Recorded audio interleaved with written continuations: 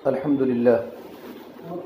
لله الذي خلق الخلائق بإرادته ودحى الأرض بمشيته واستوى على العرش بقوته ليس له بديل ولا عديل ولا شارك ولا مشارك ونشهد أن لا إله إلا الله وحده لا شريك له ونشهد أن سيدنا وسندنا وأولانا ومولانا محمدا عبده ورسوله صلى الله عليه وعلى آله وأصحابه وأتباعه أما بعد فأعوذ بالله من الشيطان الرجيم بسم الله الرحمن الرحيم إن المسلمين والمسلمات والمؤمنين والمؤمنات والقانتين والقانتات والصادقين والصادقات والصابرين والصابرات والحافظين فروجهم والحافظات والذاكرين الله كثيرا والذاكرات أعد الله لهم مغفرة وأجرا عظيما وما كان لمؤمن ولا مؤمنة إذا قضى الله ورسوله أمرا أن يكون لهم الخيارة من أمرهم ومن يعص الله ورسوله فقد ضل ضلالا مبينا وقال النبي صلى الله تبارك وتعالى عليه وسلم من خاف أدلج ومن أدلج بلغ المنزل ألا إن سلعة الله الغالية ألا إن سلعة الله الجنة أو كما قال النبي صلی اللہ تبارک و تعالی علیہ وسلم۔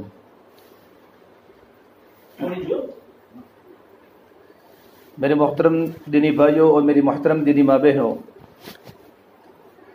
اللہ تبارک و تعالیٰ کا بڑا احسان و کرم ہے کہ اللہ تبارک و تعالیٰ نے ہمیں دین کی نسبت پر جمع فرمایا۔ دین کا مذاکرہ کرنے کا اللہ نے قرآن میں حکم دیا ہے کہ نبی جی دین کا مذاکرہ کرو، دین کا مذاکرہ ایمان والوں کو نفع دیتا ہے۔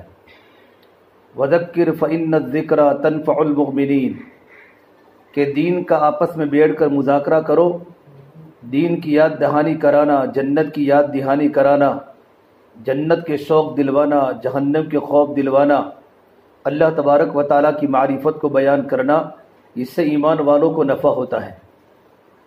یہ نفع صرف مومنین کو ہوتا ہے، غیروں کو نہیں ہوتا۔ اس لیے ہمارا بیٹھنا اللہ تبارک و تعالیٰ کو محبوب ہے۔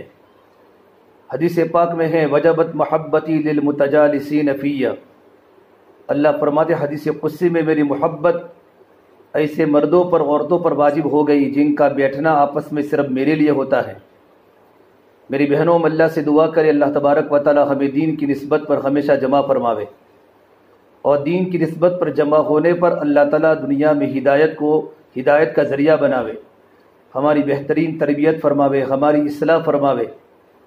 اصل اس سارے پروگرام کا اور اللہ کے راستے میں نکلنے کا، ہفتہ واری تعلیم کا، گھروں کی تعلیم کا مقصد اللہ کی رضا ہے کہ ہمارا پروردگار ہم سے راضی ہو جائے، ہمارا خالق ہم سے راضی ہو جائے اور ہماری زندگیاں دین پر پڑے۔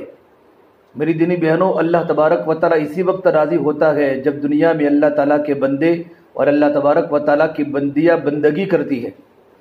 اللہ تعالیٰ کو اپنے بندوں کی بندگی بہت پسند ہے، بڑائی پسند نہیں، کہ ہم اللہ تبارک و تعالیٰ کی بندگی کرے، اللہ تبارک و تعالیٰ کے بندے بن کر زندگی گزارے۔ اللہ کے نبی صلی اللہ تبارک و تعالیٰ علیہ وسلم اتنے بڑے نبوت کے منصب پر فائز ہونے کے باوجود آپ فرماتے تھے میں تو اللہ تبارک و تعالیٰ کا بندہ ہوں، اور میں تو اس طریقے پر کھانا کھاؤں گا جس طرح ایک غلام کھانا کھاتا ہے، کہ ایک وقت کھانا کھاؤں گا، ایک وقت صبر کروں گا۔ اور میرے نبی نے فرمایا میں تم میں سب سے زیادہ اللہ سے ڈرنے والا ہوں، اور میں تم میں سب سے زیادہ گناہوں سے بچنے والا ہوں۔ انا اخشاکم باللہ وانا اتقاکم بی، جتنا آدمی کے پاس اللہ کا علم ہوتا ہے، اللہ کا دین ہوتا ہے، وہ انسان اللہ تعالیٰ سے زیادہ ڈرنے والا ہوتا ہے۔ تو میری دینی بہنوں، یہ دینی کا مذاکرہ اسی لیے ہوتا ہے کہ ہمارے دلوں میں خشیت آوے، ہمارے دلوں میں تقوی آوے، ہمارے دلوں میں توکل آوے، ہمارے دل میں اللہ کے ذات عالی سے ہونے کا یقین آوے، ہمارے دل میں اللہ تعالیٰ کی معرفت آوے، ہمارے دل نورانی بنے اور ہمارے دلوں کے اندھیرے دور ہو، ہمارے دل غیروں سے پاک ہو۔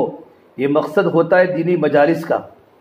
صحابہ کرام جب آپس میں ملتے تھے تو صحابہ ایک دوسرے کو فرماتے تھے تعال بنا نؤمن ساعتن، ارے ہمارے پاس آؤ، ہم تھوڑی دیر بیٹھ کر ایمان کا مذاکرہ کریں۔ ابن رواحہ معاذ بن جبل کو فرماتے تھے اجلس بنا نؤمن ساعتن، ہمارے پاس بیٹھو، ہم تھوڑی دیر بیٹھ کر ایمان کا مذاکرہ کریں، کہ ایمان کا مذاکرہ ایمان والوں کو نفع دیتا ہے، اور ایمان کا مذاکرہ ایمان والوں کے دل کو نورانی بناتا ہے، اور ایمان والوں کے دلوں سے اندھیرے کو دور کرتا ہے۔ ابن عمر سے پوچھا گیا، جو اللہ کے نبی کے صحابی ہیں، کہ صحابہ کرام ہنستے تھے؟ تو ابن عمر نے فرمایا الصحابۃ یضحکون، کہ صحابہ کرام تو ہنستے تھے، لیکن صحابہ کرام کا ایمان ہنسنے کے وقت پہاڑوں سے زیادہ مضبوط ہوتا تھا۔ والایمان فی قلوبہم اعظم من الجبال، کہ صحابہ کرام کا ایمان ہنسنے کے وقت پہاڑوں سے زیادہ وزنی ہوتا تھا اور پہاڑوں سے زیادہ مضبوط ہوتا تھا۔ جب غفلت کے ماحول میں اور ہنسنے کے وقت صحابہ کی ایمان کی کیفیت تھی اور صحابیات کی ایمان کی کیفیت تھی، تو جب ان کے سامنے جہنم کے تذکرے ہوتے ہوں گے، جب ان کے سامنے قبر کے تذکرے ہوتے ہوں گے، تو اس وقت ان کے ایمان کی کیا کیفیت ہوگی، ان کے ایمان کا کیا حال ہوگا۔ ایک مرتبہ عبداللہ بن رواحہ رضی اللہ تعالی عنہ اپنی بیوی کی گود میں سر رکھ کر سوئے ہوئے ہیں، یہ غفلت کا ماحول ہے، اور عبداللہ بن رواحہ نے رونا شروع کر دیا۔ تو ان کے روتے ہوئے دیکھ کر ان کی بیوی نے بھی رونا شروع کیا۔ پوچھا تو کیوں روتی ہیں؟ کہ انت تبکی انا ابکی، کہ تم روتے ہو اس لیے میں روتی ہوں۔ تو اس وقت ابن رواحہ رضی اللہ تعالیٰ عنہ نے اپنی بیوی کی گود میں بات فرمائی کہ مجھے تو پل صراط یاد آ گئی، کہ بیوی کے گود میں صحابہ کو پل صراط یاد آتی تھی، کہ پل صراط پر سے ہر ایک کو گزرنا ہے، نہ معلوم ابن رواحہ کا کیا ہوگا۔ وَإِن مِّنكُمْ إِلَّا وَارِدُهَا كَانَ عَلَى رَبِّكَ حَتْمًا مَّقْضِيًّا، کہ پل صراط پر سے ہر ایک کو گزرنا ہے، نہ معلوم ابن رواحہ پل صراط پر سے گزر سکے گا یا نہیں گزر سکے گا، یا گناہوں کی بنیاد پر جہنم میں گر جائے گا۔ میری دینی بہنوں، یہ صحابہ کی ایمان کی کیفیت تھی، یہ صحابہ کی ایمان کی حلاوت تھی، کہ جہنم کے تذکرے کے سننے کے بعد اور قبر کے تذکرے کے سننے کے بعد صحابہ کی عجیب کیفیت بن جاتی تھی۔ ایک مرتبہ اللہ کے نبی صلی اللہ تبارک و تعالیٰ علیہ وسلم مسجد میں پہنچے اور صحابہ کے مجمع کے سامنے آپ نے صحابہ کرام کے سامنے آیت پڑھی، یہ ایمان والو اپنے آپ کو اپنے گھر والوں کو جہنم کی آگ سے بچاؤ جس کا ایندھن انسان اور پتھر ہوگا۔ یا ایھا الذین آمنوا قوا انفسکم واہلیکم نارا وقودھا الناس والحجارہ علیہا ملائکۃ غلاظ، ان پر ایسے سخت فرشتے مقرر ہیں جو کبھی اللہ تبارک و تعالیٰ کی نافرمانی نہیں کرتے اور اللہ تبارک و تعالیٰ کی ہوئی باتوں کو مانتے ہیں۔ لا یعصون اللہ ما امرہم ویفعلون ما یؤمرون، اس آیت جب اللہ کے نبی صلی اللہ تبارک و تعالیٰ علیہ وسلم نے صحابہ کے سامنے پڑھی تو ایک بوڑھے میاں نے پوچھا، یا رسول اللہ حجارت جہنم کحجارت الدنیا، کیا دنیا کے پہاڑ، کیا جہنم کے پہاڑ دنیا کے پہاڑوں کے برابر ہوں گے؟ تو میرے نبی نے فرمایا، والذی نفس بیدہ محمد لصخرۃ من صخر جہنم اعظم من جبال الدنیا کلھا، اس ذات کی قسم جس کے قبضے محمد عربی کی جان ہے، جہنم کے تمام پہاڑ بلکہ دنیا کے تمام پہاڑ مل کر بھی جہنم کے پہاڑ سے چھوٹے ہوں گے۔ یہ بوڑھے میاں نے جب جہنم کا تذکرہ سنا، حدیث پاک میں ہے فوقع الشیخ مغشیا علیہ، بوڑھے میاں زمین پر بے ہوش کر گر گئے۔ اللہ کے نبی صلی اللہ تبارک و تعالیٰ علیہ وسلم نے بوڑھے میاں کے دل پر ہاتھ رکھا تو بوڑھے میاں کا دل حرکت کر رہا تھا، فَإِذَا هُوَ حَيٌّ يَتَحَرَّكُ، اور آپ نے بوڑھے میاں کو پکار کر کہا، بوڑھے میاں کلمہ پڑھو، تو بوڑھے میاں نے کلمہ لا الہ الا اللہ پڑھا تو اللہ کے نبی صلی اللہ تبارک و تعالیٰ علیہ وسلم نے بوڑھے میاں کو جنت کی بشارت سنائی کہ بوڑھے میاں تو جنتی بن چکے اور بوڑھے میاں پر تو جنت واجب ہو چکی۔ تو ایک صحابی نے پوچھا، یا رسول اللہ صلی اللہ علیہ وسلم، یہ جنت کی بشارت صرف بوڑھے میاں کے لیے ہے یا ہمارے لیے بھی ہیں؟ تو میرے نبی صلی اللہ تبارک و تعالیٰ علیہ وسلم نے قاعدے کی بات بتائی کہ جنت کی بشارت ہر اس آدمی کے لیے ہے جو کل قیامت کے میدان میں اللہ تبارک و تعالیٰ کے سامنے کھڑے ہونے سے ڈرے اور اللہ تبارک و تعالیٰ کے وعیدوں سے ڈرے۔ ذالک لمن خاف مقامی وخاف وعید، ان تمام کے لیے جنت کی بشارت ہے۔ میری دینی بہنوں، ایمانی مذاکروں سے ایمانی فضا قائم ہوتی ہیں اور ایمانی مذاکروں سے ایمان بنتا ہے اور ہمارے دلوں کا یقین ٹھیک ہوتا ہے، ہمارے دلوں میں تقوی آتا ہے، ہمارے دلوں میں اللہ تبارک و تعالیٰ کا ڈر آتا ہے، اور وہ ہمارا ایمان تنہائیوں میں گناہوں سے بچاتا ہے اور ہمارا ایمان ہمیں عمل پر کھڑا کرتا ہے۔ ایمان کے بننے کی نشانی کیا ہے؟ کہ ایمان کے بننے کی نشانی یہ ہے کہ ایمان عمل کا تقاضا کرتا ہے، جس طریقے پر بھوک کھانے کا تقاضا کرتی ہے کہ مرد کو بھوک لگے یا عورت کو بھوک لگے تو بھوک تقاضا کرتی ہے کھانا مل جاوے۔ اس وقت سوکھی روٹی کا ٹکڑا مل جاتا ہے، تب بھی بھوکا انسان اور بھوکی عورت سوکھی روٹی کے ٹکڑے کو دیکھ کر خوش ہو جاتی ہے اسی طریقے میں میری دینی بہنوں، جب اندر کا ایمان بن جاتا ہے تو اندر کا ایمان عمل کا تقاضا کرتا ہے کہ میری زندگی عملی بنے، میں نمازوں کی پابند بنوں، میں قرآن کی تلاوت کی پابند بنوں، میں اللہ کے ذکر کی پابند بنوں، میں پردے کی پابند بنوں، اور اللہ تبارک و تعالیٰ کے حکم اس کو اچھے لگتے ہیں، اس کی طبیعت ثانیہ دین بن جاتا ہے، اس کی طبیعت ثانیہ اللہ کے نیک کام بن جاتے ہیں، اس کی فکریں نیکی والی بن جاتی ہیں، اس کے دماغ میں نیکی آتی ہے، اس کی سوچ آخرت والی بن جاتی ہے، اور 24 گھنٹے فکر آخرت کے ساتھ زندگی گزارتی ہیں۔ یہ اس کے ایمان کے بننے کی نشانی ہے۔ ایک صحابی نے پوچھا، یا رسول اللہ ایمان کیا ہے؟ تو میرے نبی نے فرمایا، اذا سرتک حسنتک واذا ساءتک سیئتک، جب تجھے نیکی کر کے خوشی ہو اور گناہ کر کے رنج ہو، سمجھ تیرا ایمان مکمل ہو چکا۔ نماز پڑھ کے خوشی ہو، قرآن کی تلاوت کر کے خوشی ہو، اللہ کے راستے میں نکل کر خوشی ہو، بچوں کی دینی تربیت کر کے خوشی ہو، اللہ کا ذکر کرتے کرتے خوشی ہو، اللہ تعالیٰ جو بھی دین کا کام لے اسے خوشی ہو، شوہر کی خدمت کر کے خوشی ہو، ماں باپ کی خدمت کر کے خوشی ہو، پڑوسی کے حقوق ادا کر کے خوشی ہو، صلہ رحمی کر کے خوشی ہو، دینی محنت کرنے کی خوشی ہو، اور گناہ کر کے رنج ہو جائے، ایک چھوٹا سا بھی گناہ ہو جائے تو دل میں افسوس ہو جائے، دل بے چین ہو جائے، آنکھوں میں آنسو آنے لگے، میں نے گناہ کیوں کیا، میں نے اللہ کی نافرمانی کیوں کی، میں نے اللہ کے نبی کی سنت کو کیوں چھوڑا، تو سمجھو ہمارا ایمان کامل ہو چکا ہے۔ میری دینی بہنوں، ایمان جب بنتا ہے تو اعمال بنتے ہیں، اور ایمان تو دعوت سے بنتا ہے۔ ہماری زبانوں پر اللہ کی بڑائی کے مذاکرے ہو، ہماری زبانوں پر اللہ کی بڑائی کی دعوت ہو، ہماری زبانی پر خالق کے تذکیرے ہو، اور مخلوقات میں غور و فکر ہو، اس سے ہماری ایمان کو ترقی ملتی ہے، ہمارا ایمان روحانی بنتا ہے، ہمارا دل نورانی بنتا ہے۔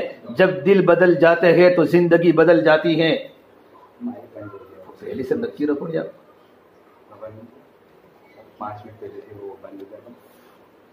جب دل بدل جاتا ہے تو زندگی بدل جاتی ہے، جب دل بدل جاتا ہے تو آنکھوں کا دیکھنا بدل جاتا ہے، جب دل بدل جاتا ہے تو زبان کے بول بدل جاتے ہیں، جب دل بدل جاتا ہے تو کانوں کا سننا بدل جاتا ہے، جب دل بدل جاتا ہے تو ہاتھوں کا پکڑنا بدل جاتا ہے، اور جب دل بدل جاتا ہے تو پورا وجود اللہ تبارک و تعالیٰ کی فرما برداری میں آ جاتا ہے، اور پورا وجود اللہ تبارک و تعالیٰ کے نیک کاموں میں لگ جاتا ہے، پورا وجود صراط مستقیم پر چلنے کی کوشش کرتا ہے، اور شیطان کے راستوں سے اپنے آپ کو بچانے کی فکر کرتا ہے۔ یہ علامت ہے اس کے مومن ہونے کی اور اس کے مومنہ ہونے کی۔ اور اللہ نے قرآن کریم کی آیت میں فرمایا، وَمَا كَانَ لِمُؤْمِنٍ وَلَا مُؤْمِنَةٍ إِذَا قَضَى اللَّهُ وَرَسُولُهُ أَمْرًا أَن يَكُونَ لَهُمُ الْخِيَرَةُ مِنْ أَمْرِهِمْ، ایمان والے مرد کے لیے اور ایمان والی عورت کے لیے مناسب نہیں ہے جب ان کے سامنے اللہ کا حکم آوے، جب ان کے سامنے اللہ تبارک و تعالیٰ کے نبی کی بات آوے تو اس کی اقتداء نہ کرے، اس کی اطاعت نہ کرے، نافرمانی نہ کرے۔ یہ علامت ہے مومن بننے کی کہ اس کے دل میں ایمان پیوست ہو چکا ہے، اس کے دل میں ایمان مضبوط ہو چکا ہے۔ اور میرے اللہ نے آگے فرمایا، وَمَن يَعْصِ اللَّهَ وَرَسُولَهُ فَقَدْ ضَلَّ ضَلَالًا مُبِينًا، کہ جو آدمی اللہ کی نافرمانی کرے، اللہ کے نبی کی نافرمانی کرے، وہ سری گمراہی پر ہے، وہ گمراہی کے راستے پر پڑ گیا، اور وہ گمراہی کے راستے پر پڑ گئی، چاہے مرد ہو یا عورت ہو۔ اس کے دل میں اتنا ایمان ہو جاوے، کوئی ایمان اس کو عمل پر کھڑا کرے، اللہ کے نبی کی سنتوں پر کھڑا کرے، اور اللہ کے نبی کی اطاعت پر کھڑا کرے۔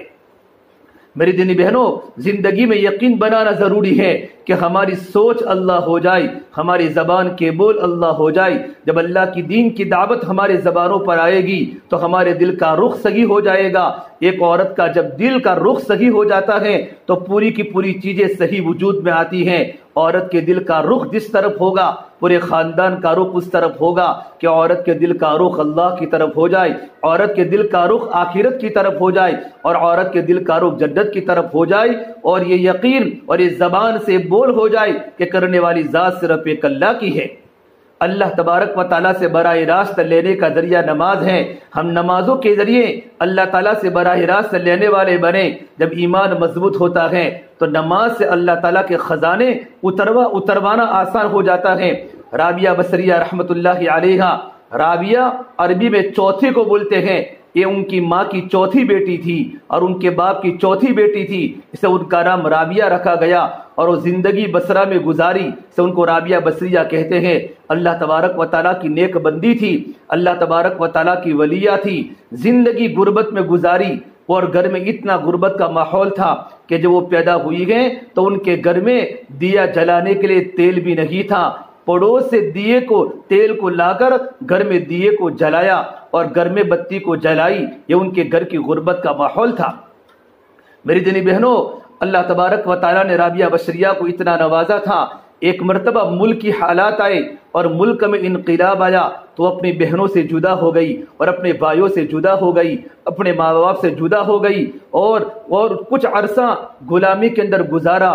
اسی عرصے میں ان کی زندگی میں توکل آیا، ان کی زندگی میں تقوی آیا، ان کی زندگی میں اللہ تبارک و تعالیٰ کا دین آیا، صبر آیا، شکر آیا، تمام کے تمام ایمانی صفات ان کی زندگی میں بنے، یہاں تک کہ وہ خود فرماتی ہیں ایک مرتبہ ان کا سفر ریگستان میں جنگلوں میں ہو رہا تھا، پانی کی ان کو پیاس لگی کہ مجھے پانی مل جائے، لیکن جنگل تھا، بیابہ تھا، صحرا تھا، ریگستان تھا، کہیں پانی کا نام و نشان نہیں، پانی کے قطرے کا کہیں نام و نشان نہیں۔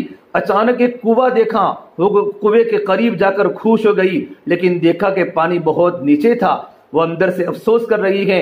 اس نے ڈول کو تلاش کیا، رسی کو تلاش کیا کہ میں کسی کی طرح کنویں سے پانی نکالوں، لیکن نہ ڈول موجود ہے نہ رسی موجود ہے۔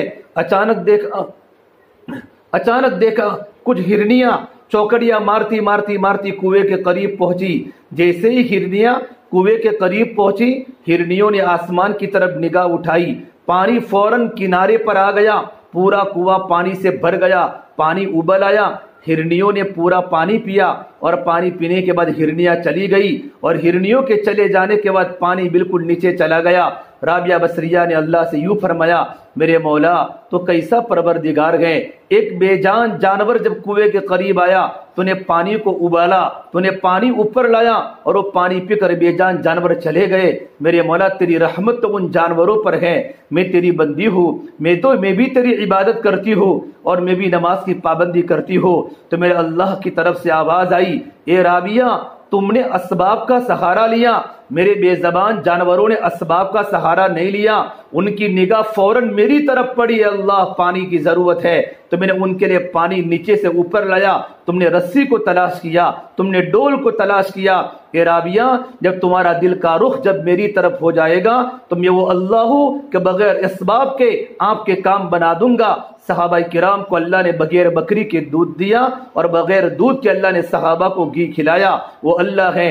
اللہ تبارک و تعالیٰ چاہیں تو اپنے بندوں کو اللہ اسباب کے ذریعے بھی دے سکتا ہے، بغیر اسباب کے بھی دے سکتا ہے، لیکن اس وقت دے گا جبکہ ہمارا رخ صرف اللہ تبارک و تعالیٰ کی طرف ہو جائے۔ میری دینی بہنوں، زندگی تقوی کے ساتھ گزارنا، ہماری زندگی میں اللہ تبارک و تعالیٰ کے صفات آ جائے، اللہ تبارک و تعالیٰ کی محبت آ جائے، ہماری زندگی صفاتی بنے، ہماری زندگی میں صبر آوے، ہماری زندگی میں شکر آوے، ہماری زندگی میں برداشت کرنے کی طاقت آوے۔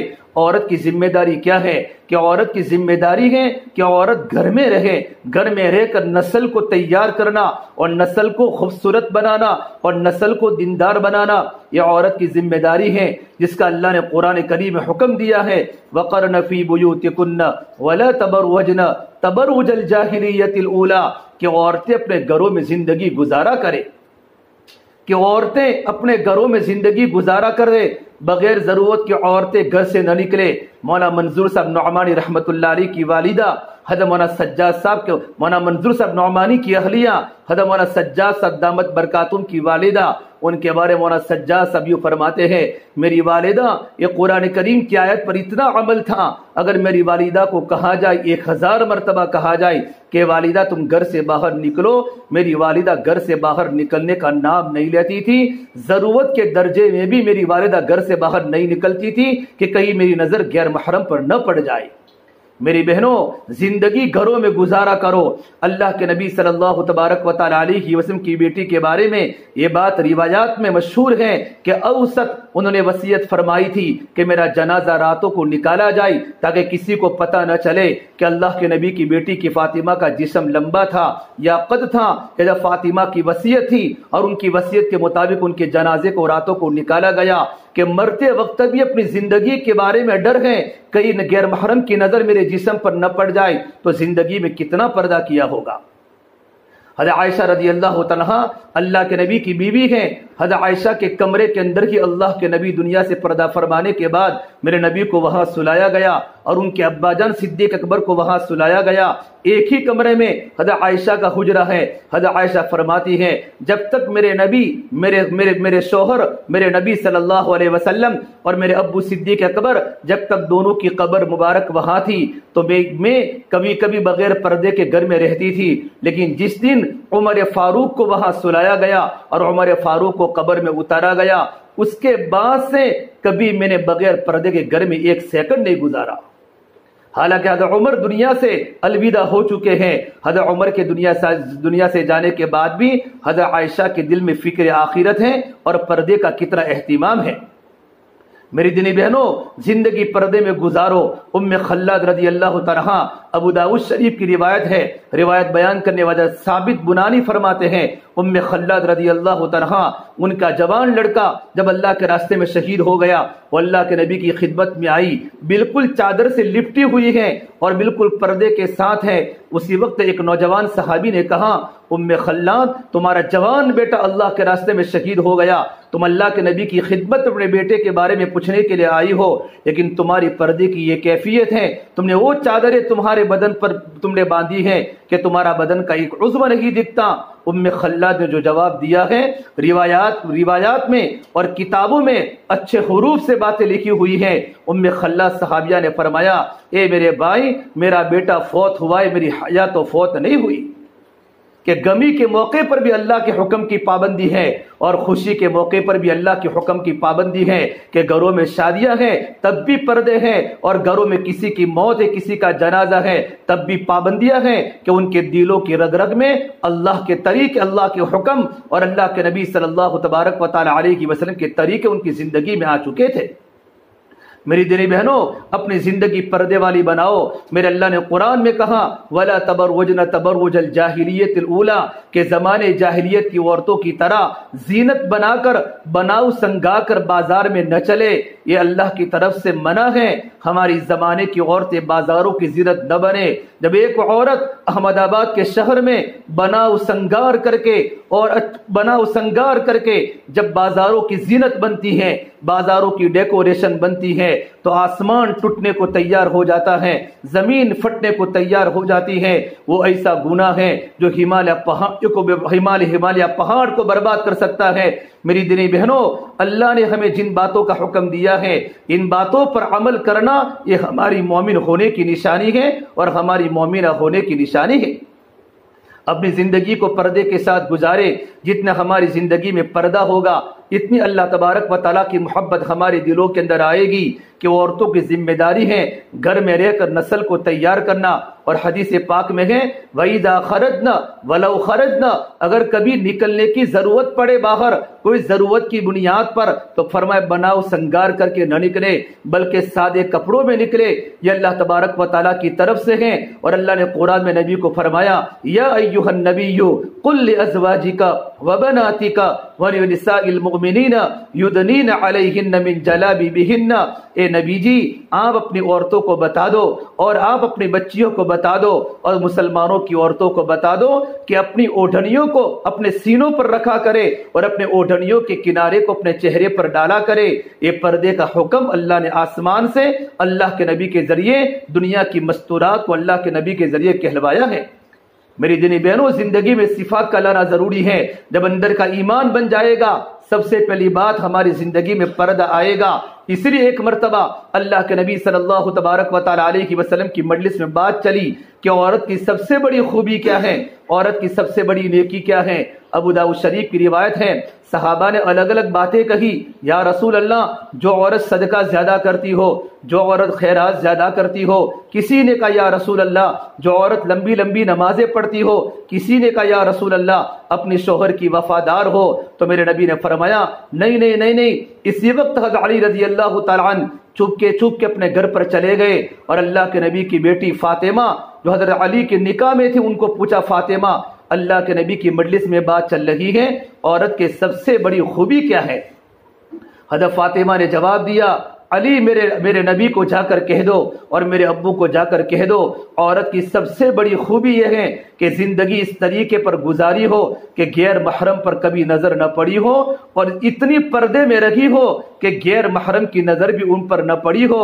جب یہ بات حضرت علی رضی اللہ تعالیٰ نے اللہ کے نبی کی مجلس میں جا کر سنائی تو میرے نبی خوش ہو گئے، اور میرے نبی نے مارے خوشی کے فرمایا، فاطمہ تو بدعۃ منی، ارے فاطمہ تو میرے جگر کا ٹکڑا ہے، فاطمہ تو میرے جگر کا ٹکڑا ہے۔ کہ فاطمہ نے کتنی قیمتی بات بتائی کہ زندگی اس طریقے پر گزاری ہو کہ غیر محرم پر نظر نہ پڑی ہو، اور پردہ اس طریقے پر کیا ہو کہ غیر محرم کی نظر بھی نہ پڑی ہو۔ ام سلمہ فرماتی ہے، بخاری شریف کی روایت ہے، ام سلمہ فرماتی ہے میں اللہ کے نبی کی خدمت میں تھی اور حضرت میمونہ رضی اللہ عنہا، ہم دونوں اللہ کے نبی کی بیویاں ہیں، ہم دونوں کی موجودگی میں عبداللہ ابن مکتوم صحابی جو مدینہ منورہ کے مؤذن نابینا صحابی تھے، آنکھوں سے اندھے تھے، نابینا تھے، وہ حضور کی خدمت میں آئی تو ہم دونوں بیٹھی ہوئی تھی تو میرے نبی نے فرمایا ارے تم دونوں عبداللہ سے پردہ کرو۔ تو ہم دونوں نے کہا یا رسول اللہ عبداللہ تو نابینا ہے، وہ ہمیں نہیں دیکھتے۔ تو میرے نبی نے فرمایا ارے عبداللہ نابینا ہے، تم تو دیکھتی ہو کہ تم غیر محرم پر تمہاری نظر پڑ رہی ہے۔ ایک مرتبہ اللہ کے نبی صلی اللہ تبارک و تعالی علیہ وسلم کی پیاری بیوی حضرت خدیجہ رضی اللہ تعالی عنہا، خدیجہ وہ مدینہ کی خاتون ہیں اور وہ مکہ کی خاتون ہیں جن سے میرے نبی کی نسل چلی ہے، اور حضرت عائشہ وہ خاتون ہیں جن سے میرے نبی کا دین چلا ہے۔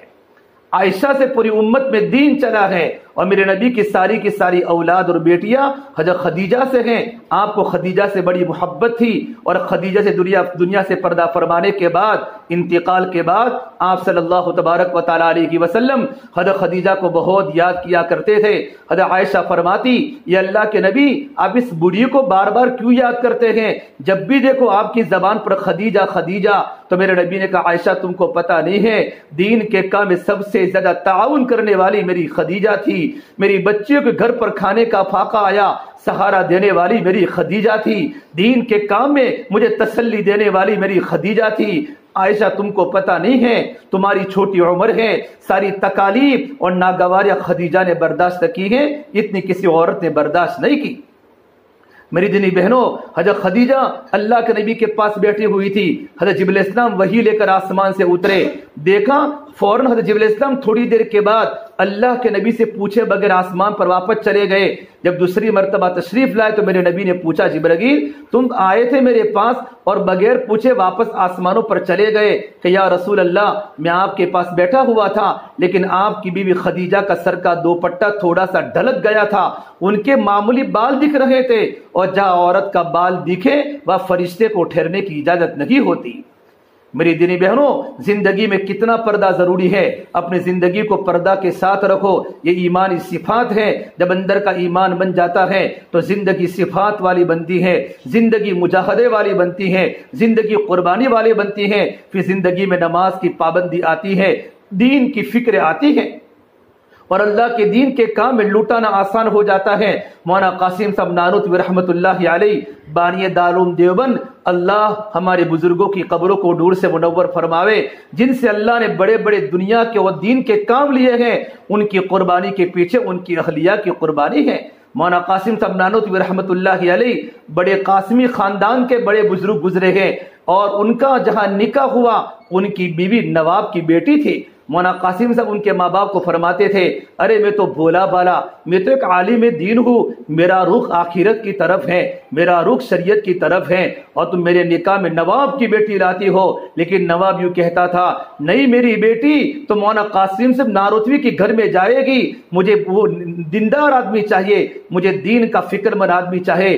مولانا قاسم صاحب نانوتوی خود فرماتے ہیں جب میری بیوی میرے نکاح میں آئی، شادی کی پہلی رات ہے، اور ان کے باپ نے اتنا زیور دیا تھا کہ کانوں کی بالیاں اور گلے کا ہار اور پیروں کے پازیب اور ہاتھوں کے کنگن بڑی مقدار میں اس زمانے کے 3 لاکھ روپیوں کا سونے چاندی کے زیورات سے لدی ہوئی میری گھر والی جب میرے گھر پر آئی، پہلی رات ہے، مولانا قاسم نانوتوی رحمۃ اللہ علیہ نے شادی کی پہلی رات میں فرمایا دیکھو میری پیاری بیوی، میں تو ایک مولانا ہوں، میں تم سے شادی کرنا نہیں چاہتا تھا لیکن تمہارے ابا نہیں مانے، میری زندگی کا رخ آخرت کی طرف ہے۔ پھر کہا میری بیوی مجھے بھی مرنا ہے اور تم کو بھی مرنا ہے، دنیا تو آنے جانے والی چیز ہے، دیکھو تم نے اتنے سونے چاندی کے زیورات پہنے ہیں اور ابھی میرے دل پر جوانی کے عالم میں میرے دل پر بلقان اور ترکستان کے مجاہدین کی فکر ہے کہ وہاں مسلمان شہید ہو رہے ہیں، نوجوان شہید ہو رہے ہیں، اور کتنی عورتیں بیوہ ہو چکی ہیں اور کتنی بچیاں یتیم ہو چکی ہیں۔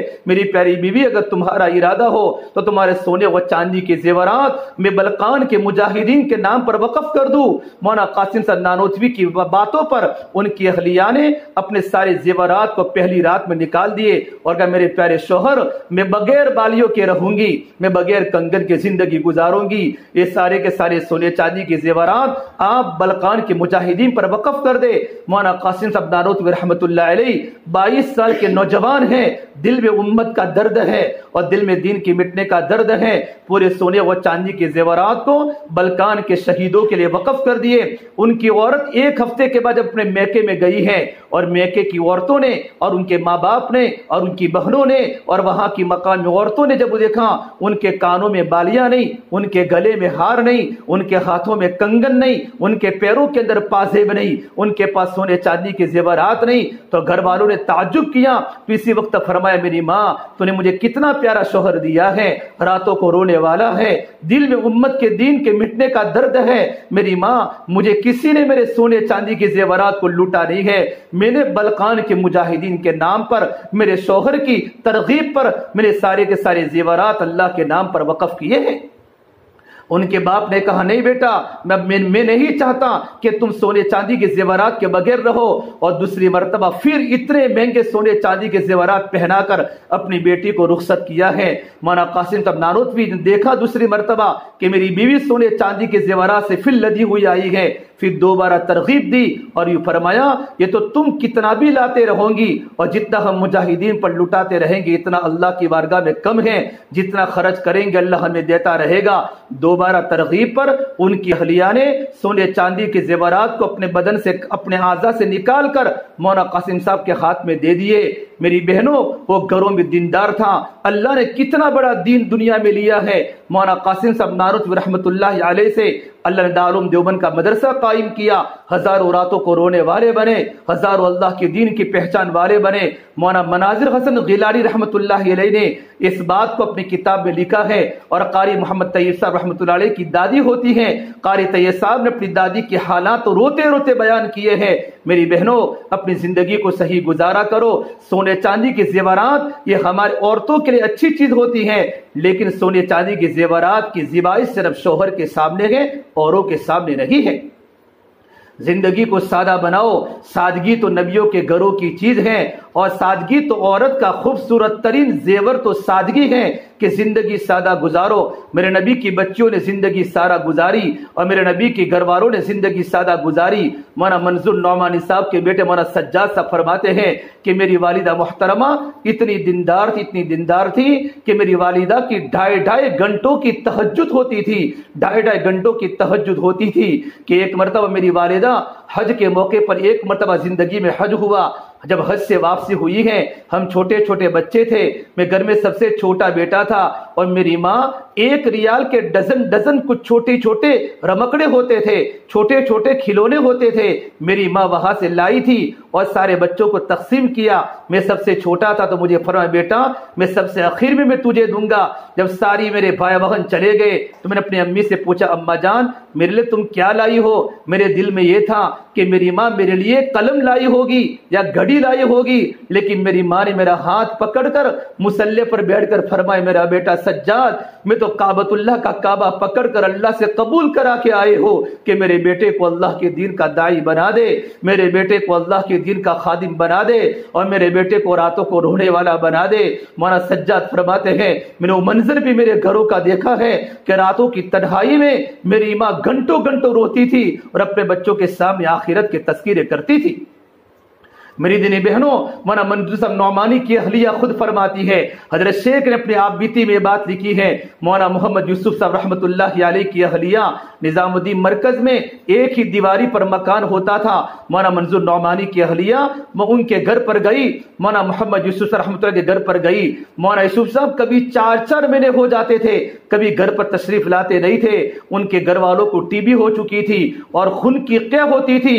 مولانا منظور نعمانی کی اہلیہ فرماتی ہیں کہ میں نے مولانا یوسف صاحب کی اہلیہ کو یوں کہا میں حضرت کو بات میرے شوہر کے ذریعے بتلاتی ہوں، تو اہلیہ نے فرمایا نہیں میں نے ان کو دین کی محنت کے لیے خالص کر دیا ہے، اور میں نے اپنے شوہر سے کہہ دیا ہے کہ حضرت جی تم دین کے کام میں لگے رہو، امت میں ہزاروں بے نمازی ہیں، امت میں لوگ شرابی ہیں، آپ میری فکر مت کرو، خالی جب میرا انتقال ہو جاوے تو میری نماز جنازہ پڑھوانا، اللہ میری چھوٹی قربانی پر اللہ جنت میں ہم دونوں کو اکٹھا رکھے.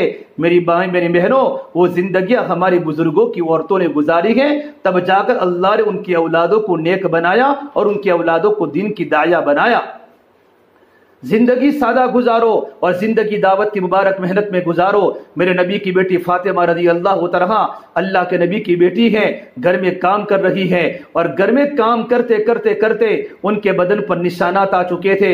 اس زمانے میں کنویں بہت دور ہوتے تھے تو پانی بھر بھر کے مشکوں پر لا کر ان کے بدن پر ان کی کمر پر نشانات پڑ چکے تھے. ایک بار گھر میں بھوک آئی، گھر میں کھانے کا فاقہ آیا. حضرت علی نے کہا فاطمہ اللہ کے نبی کے پاس جاؤ، کچھ غلام آئے ہوں گے، کچھ خادم آئے ہوں گے اور کچھ بکریاں آئی ہوگی، لے کر آؤ. حسن بھی بھوکے ہیں، حسین بھی بھوکے ہیں، میں بھی بھوکا ہوں، میری بیوی تو بھی بھوکی ہے. حضرت فاطمہ پہلی بار حضور کی خدمت میں جاتی ہیں. اللہ کے نبی صلی اللہ تبارک و تعالی علیہ وسلم کے دروازے کو کھٹکھٹایا. آپ صلی اللہ تبارک و تعالی علیہ وسلم سمجھ چکے میری بیٹی کبھی اس وقت میرے گھر پر نہیں آتی، آج میری بیٹی میرے گھر پر کیوں آئی ہے. آپ نے دروازہ کھولا اور اللہ کے نبی کی عادت تھی کہ آپ جب اپنی بیٹی فاطمہ تشریف لاتی آپ کھڑے ہو جاتے، داہنے ہاتھ سے اپنی بیٹی کا ہاتھ پکڑتے تھے اور اپنی بیٹی کی پیشانی پر بوسہ دیتے، اور میرے نبی اپنی بیٹی کو چارپائے پر بٹھاتے. میرے نبی نے فرمایا اکریموا اولادکم، اپنے اولادوں کا اکرام کیا کرو. پھر پوچھا فاطمہ کیوں تشریف لائی ہو؟ فاطمہ نے کہا یا رسول اللہ میرے پیارے ابا جان گھر میں بھوک آئی ہے، گھر میں فاقہ آیا ہے، حسن بھی بھوکے ہیں، حسین بھی بھوکے ہیں، دودھ خشک ہو چکا ہے.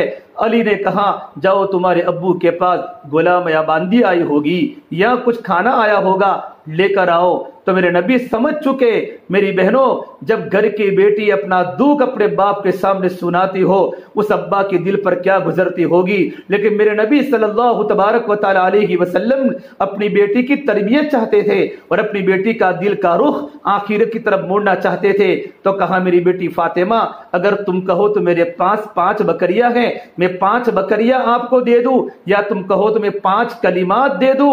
اب اللہ کے نبی اپنی بیٹی فاطمہ کا امتحان لے رہے ہیں، گھر میں کھانا نہیں، گھر میں بھوک ہے. حضرت فاطمہ سمجھ چکی کہ میرے ابا صلی اللہ تبارک و تعالی علیہ وسلم میرا امتحان لے رہے ہیں. کہا یا ابتا، اے ابا جان مجھے 5 کلمات دے دو. میرے نبی نے فرمایا میری بیٹی یہ 5 کلمات یاد کر کے اللہ سے دعا کرو، یا اول الاولین، یا آخر الاخرین، یا ارحم الراحمین، یا ذی القوۃ المتین، یا راحم المساکین. ان 5 کلمات کو یاد کر کے فاطمہ تم اللہ سے دعا کرو. فاطمہ رضی اللہ تعالی عنہا خالی ہاتھ اپنے گھر پر پہنچی ہے. گھر میں جا کر دیکھا تو بچے بھوکے ہیں. حضرت علی نے کہا فاطمہ تم تو خالی ہاتھ آئی ہو. فرمایا علی خالی ہاتھ نہیں آئی, دنیا لینے گئی تھی آخرت لے کر آئی ہو. دنیا لینے گئی تھی آخرت لے کر آئی ہو. اور پھر پوری کارگزاری سنائی کہ 5 کلمات لے کر آئی ہو. حضرت علی نے فرمایا فاطمہ آج کا دن تمہاری زندگی کا سب سے قیمتی دن ہے. کیا گھروں میں دینی فضائیں تھی, کیا گھروں میں اللہ سے لینے کا موقع تھا. میری بہنوں, اللہ کے نبی صلی اللہ تبارک و تعالی علیہ وسلم نے اپنی بچیوں کا رخ آخرت کی طرف موڑا. میرے نبی چاہتے دسترخوان آسمان سے اتار سکتے تھے, آسمان بلکہ پہاڑ سونا بننے کے لیے تیار تھے.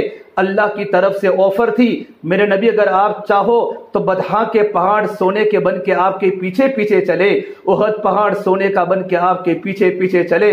لیکن میرے نبی نے کبھی سونا نہیں مانگا. میرے نبی نے فرمایا اللہ میں تو چاہتا ہوں ایک وقت کھانا کھاؤں تاکہ تیرا شکر ادا کروں, اور ایک وقت بھوکا رہوں تاکہ میں صبر کروں. میری دینی بہنوں, زندگی میں سادگی بہت ضروری ہے. سادگی تو ایمان کا حصہ ہے. البذاذۃ من الایمان, البذاذۃ من الایمان, کہ سادگی تو ایمان کا حصہ ہے. میرے نبی صلی اللہ تبارک و تعالی علیہ وسلم کے صحابی معاذ بن جبل جب یمن جا رہے تھے تو میرے نبی نے معاذ بن جبل کو فرمایا اے معاذ ایاک والتنعم, اپنے آپ کو عیش پرستی سے بچانا. فإن عباد اللہ لیسوا بالمتنعمین, اللہ کے نیک بندے اور اللہ کی نیک بندیاں عیش پرستی کو پسند نہیں کرتی. میرے نبی نے اپنے خاندان کو بھوک میں ڈالا, اپنے خاندان کو مجاہدے میں ڈالا, اپنے خاندان کو تکلیفوں میں ڈالا. بلکہ ایک مرتبہ اللہ کے نبی کی بیویاں مدینہ منورہ میں 9 بیویاں موجود تھی. گھر میں کھانے کے فاقے آ چکے, گھر میں کچھ نہ تھا, تو 9 بیویاں حضور کی خدمت میں آئی. کہ یا رسول اللہ ہمارا نفقہ بڑھا دو, ہمارا تھوڑے خرچ بڑھا دو, گھر میں بھوک ہے. میرے نبی کو غصہ آیا. آپ صلی اللہ تبارک و تعالی علیہ وسلم نے عورتوں سے بات بند کر لی. صدیق اکبر کو پتا چلا کہ میری بیٹی سے اللہ کے نبی نے بات بند کر لی ہے. حضرت عمر کو پتا چلا میری بیٹی حفصہ سے میرے نبی نے بات بند کر لی ہے. اور یہ بات چلی مارکیٹ میں کہ اللہ کے نبی نے اپنی بیویوں کو طلاق دے دی ہے, حالانکہ طلاق نہیں دی تھی. حضرت عمر اور صدیق اکبر رضی اللہ تعالی عنہما حضور کی خدمت میں آئے کہ یا رسول اللہ کیا آپ نے اپنی بیویوں کو طلاق دے دی؟ میرے نبی نے فرمایا نہیں میں نے طلاق نہیں دی, لیکن جب میری بیویوں نے میرے پاس تھوڑا نفقہ مانگا, تھوڑا خرچے کا زیادہ تقاضا کیا, تو میرے دل میں اس کے بارے میں بات پیدا ہو گئی کہ میں ان کے پاس اب نہیں رہوں گا. اور 1 مہینہ تک پاس میں نہ جانے کی میرے نبی نے ارادہ کر لیا. میری بہنوں, اسی وقت صدیق اکبر نے اپنی بیٹی کو بہت بولے, عمر فاروق اپنی بیٹی کو بہت بولے. اللہ تبارک و تعالی نے کلام اللہ کی آیت بھیجی, اے نبی اپنی بیویوں کو جا کر کہہ دو یا ایھا النبی قل لازواجک ان کنتن تردن الحیاۃ الدنیا وزینتها فتعالین امتعکن واسرحکن سراحا جمیلا. اے نبی جی آپ اپنی بیویوں کو جا کر کہہ دو اگر تمہیں دنیا چاہیے, دنیاوی ڈیکوریشن چاہیے, دنیاوی زیب و زینت چاہیے, تو آؤ میں تمہیں خوبصورتی کے ساتھ طلاق دے دوں. یہ اللہ کی طرف سے آواز آئی. اور یوں نبی ان بیویوں کو جا کر یوں بھی کہہ دو وَإِن كُنتُنَّ تُرِدْنَ اللَّهَ وَرَسُولَهُ وَالدَّارَ الْآخِرَةَ فَإِنَّ اللَّهَ أَعَدَّ لِلْمُحْسِنَاتِ مِنكُنَّ أَجْرًا عَظِيمًا. اور اپنی بیویوں کو جا کر یوں کہہ دو اگر تم اللہ کو چاہتی ہو, اللہ کے نبی کو چاہتے ہو اور آخرت والا مکان چاہتی ہو تو صبر کرو, اللہ تمہیں آخرت میں اجر عظیم دے گا. ان آیات کے نازل ہونے کے بعد آپ صلی اللہ تبارک و تعالی علیہ وسلم نے اسی وقت عائشہ کو بلا کر فرمایا عائشہ یہ اللہ کی طرف سے آیات نازل ہوئی ہے, عائشہ تم اس کے بارے میں جلد بازی مت کرنا, اپنے ابا سے مشورہ کرنا. عائشہ نے کہا اللہ کے نبی میں زندگی آپ کے قدموں سے ہٹنا نہیں چاہتی, زندگی فاقوں میں گزار لوں گی, میری غلطی ہو چکی. اور تمام کی تمام 9 بیویوں نے اللہ کے نبی کے سامنے معافی مانگی اور کسی نے علیحدگی اختیار نہیں کی. یہ اللہ کے نبیوں کے شان یہ کیوں کہ اللہ کے نبی کی بیویوں کے شان کے مطابق نہیں تھا کہ نبی کی بیویاں بھی اللہ کے نبی سے خرچے کا سوال کرے, کیونکہ نبی کا مقام ہے تو نبی کی عورتوں کا مقام ہوتا ہے. اور نبی کی زندگی میں جس طرح صبر ہوتا ہے نبی کے گھر والوں کی زندگی کے اندر بھی صبر چاہیے. میری بہنوں ہم تو اللہ کے نبی کی امت ہیں, اللہ کے نبی کی امت ہیں, اور اللہ کے نبی کی امت ہمیشہ صبر کرنے والی ہوتی ہیں۔ میرے آقا نے صبر کیا، میرے نبی کی بچیوں نے صبر کیا، آپ اللہ کے راستے میں ہیں، اور کسی نے کہا یا رسول اللہ آپ کی بیٹی فاطمہ کتنے دنوں سے بیمار ہے، کتنے دنوں سے بیمار ہیں۔ آپ صلی اللہ تبارک و تعالی علیہ وسلم جہاد میں سے وقت پورا ہونے کے بعد آپ نے ایک صحابی عمران بن حسین کو ساتھ لیا اور اپنی بیٹی کے گھر پر پہنچے۔ گھر کا دروازہ بند تھا، دروازہ کھٹکھٹایا، پوچھا کون ہے میرے دروازے پر؟ تو میرے نبی نے کہا میری بیٹی فاطمہ، تیرے ابا محمد صلی اللہ علیہ وسلم تیری عیادت کے لیے آئے ہیں۔ تو اندر سے آواز آئی یا رسول اللہ میرے ابا جان، کیا آپ کے ساتھ کوئی اور صحابی بھی ہیں؟ ہاں میرے ساتھ عرب کے سردار عمران بن حسین آئے ہیں۔ تو میری دینی بہنوں، اندر سے آواز آئی حضرت فاطمہ کی، میرے ابا جان میرے پاس تو بدن کو چھپانے کے لیے چادر بھی موجود نہیں ہے، میرے پاس تو پورے سطر کو چھپانے کے لیے کپڑا بھی موجود نہیں ہے۔ میری بہنوں، یہ اللہ کے نبی کی بیٹی کی زندگی ہے، یہ جنت کی عورتوں کی سردار کی زندگی ہے۔ آج ہماری بچی شادی کے موقع پر 20-20 ہزار کا جوڑا پہنتی ہے، 15-15 ہزار کا جوڑا پہنتی ہے۔ کل کیا منہ دکھائیں گے ہم اللہ کے نبی کو، اللہ کے نبی کی بیٹی کو، کہ نبی کی بیٹی کے پاس پورے بدن کو چھپانے کا ایک جوڑی کپڑا موجود نہیں ہے۔ آپ صلی اللہ تبارک و تعالی علیہ وسلم نے جب اپنی بیٹی کے حال کو سنا، اپنے بیٹی کے فاقے کو سنا، میرے نبی رو پڑے، اور روتے روتے نبی کو، اللہ کے نبی کو چکر آ گئے، غشی طاری ہو گئی۔ جب آپ کو ہوش آیا، کتابوں میں لکھا ہے آپ کے بدن پر 2 چادریں تھی، ایک لنگی کی شکل میں تھی اور ایک اوپر چادر تھی۔ آپ نے اپنے اوپر کی چادر کو اتار کر کہا بیٹی فاطمہ اس سے پردہ کر لو۔ تھوڑی دیر کے بعد آپ صلی اللہ تبارک و تعالی علیہ وسلم جب گھر میں داخل ہوئے ہیں تو جنت کی عورتوں کی سردار، آپ کی پیاری بیٹی، آپ کا لخت جگر، آپ کا جگر کا ٹکڑا فاطمہ رضی اللہ تعالی عنہا ٹاٹ کے بستر پر سوئی ہوئی ہے۔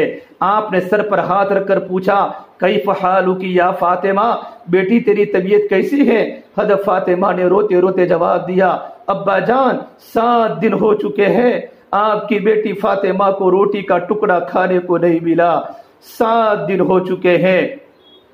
نبی کی بیٹی ہے، نبی کا گھرانہ ہے، اتنا خوبصورت گھرانہ نہ آسمان نے دیکھا نہ زمین نے دیکھا۔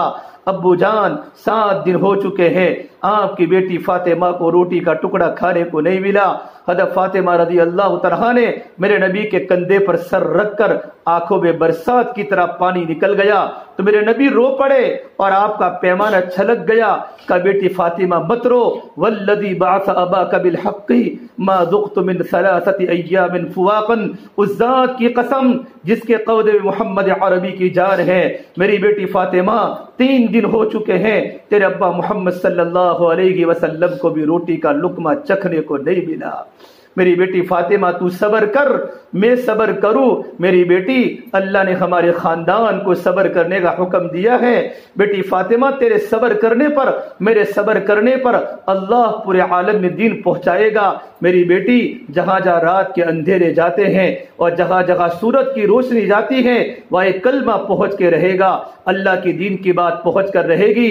میری بہنوں، آج ہمارے 5 جو ایمان ہیں، جو نماز ہے، جو قرآن کریم کی تلاوت ہے، جو اللہ کا ذکر ہے، جو دین کی باتیں ہیں، اے میرے نبی کے قربانیوں کی طفیل ہیں، میرے نبی کے گھر کے فاقوں کے طفیل ہیں۔ اسے میری بہنوں ہم اپنی زندگی میں دین کو داخل کرنے کی کوشش کریں، ہم اللہ کے بندیاں بنے، ہم اللہ کی بندیاں بنے، اللہ سے توبہ کرے، زندگی کو پاک بناوے۔